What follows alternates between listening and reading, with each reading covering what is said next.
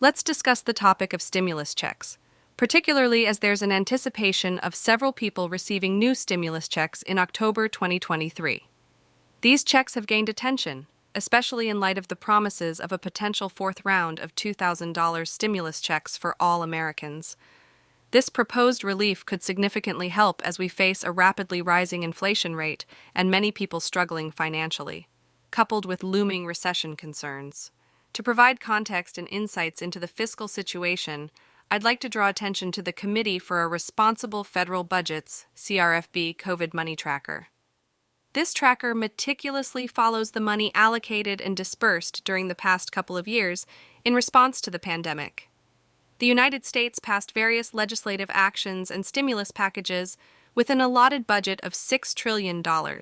Of this, $5.7 trillion has been committed or distributed, leaving approximately $300 billion of unallocated stimulus funds, which were intended to provide financial assistance to the American population.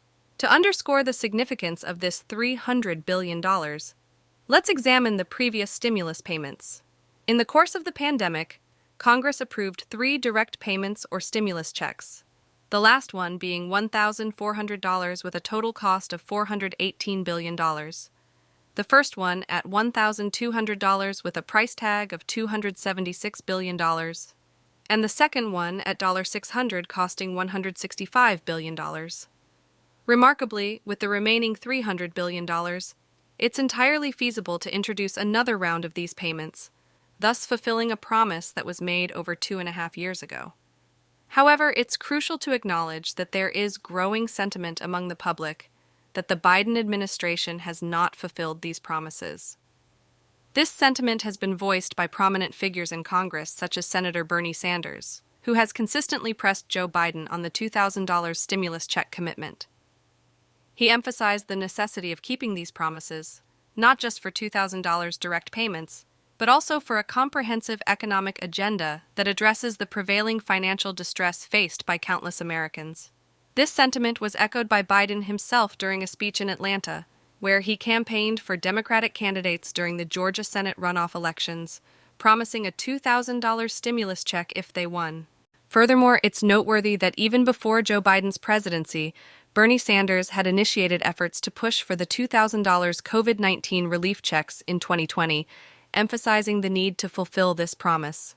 However, despite these efforts, this promise remained unfulfilled. The situation is evolving, with potential shifts in leadership, as it was recently reported that former President Donald Trump has not ruled out the possibility of becoming the new House Speaker. This development coincides with former Speaker of the House Kevin McCarthy's removal, the first such instance in history. While Trump's stance on this is uncertain, it appears that Jim Jordan is a strong contender for the Speaker role. The House, currently on recess, is unable to make legislative progress until a Speaker is elected, and this may impact the fate of future stimulus checks. Turning our focus back to the present, several states are taking proactive measures to support their residents. In October, 6 states are dispersing stimulus checks or tax rebates to ease the financial burdens caused by inflation and economic uncertainty. The states include Alabama, California, Colorado, Georgia, Alaska, and Montana. These payments are the result of state-specific initiatives, and eligibility criteria vary from one state to another. For instance, Alabama is sending tax rebate checks to those who successfully filed their 2022 tax returns, with a maximum amount of $300. California's middle-class tax refund, available to those who filed their 2020 tax return, is still being dispersed to eligible individuals. Colorado offers a property tax rent heat credit (PTC) rebate, which can go up to $1,044 for eligible residents aged 65 and older, or those with disabilities as long as they meet specific income and property tax payment criteria. Georgia provides a tax rebate of up to $500 for those who filed their tax returns in 2021 and 2022. In Alaska, residents receive the permanent fund dividend for 2023 and 2022, with payments totaling $3,284 and $1,312 for each year.